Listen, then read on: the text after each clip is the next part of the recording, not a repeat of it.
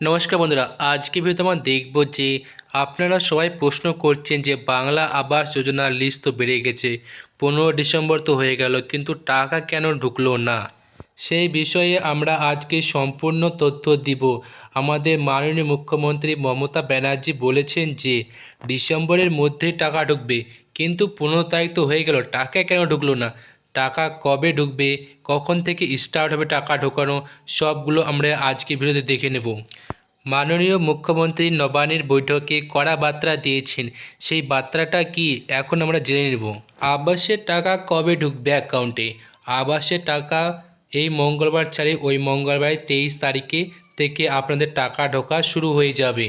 টাকা ঢোকার জন্য ডেট পিছিয়ে দেওয়ার বিশাল বড় কারণ আছে, সেটা না, শুধুমাত্র মমতা ব্যানার্জি আমাদের একটা বড় অনুষ্ঠান করে এই টাকাটা ছাড়তে শুরু করবে। ইতিমধ্যে জানা গেছে যে জেলায় জেলায় টাকা চলে আসছে।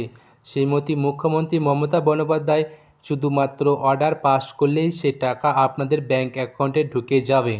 শুধুমাত্র 23 ডিসেম্বর পর্যন্ত অপেক্ষা করো, আপনাদের টাকা আপনাদের অ্যাকাউন্টে ঢুকে যাবে।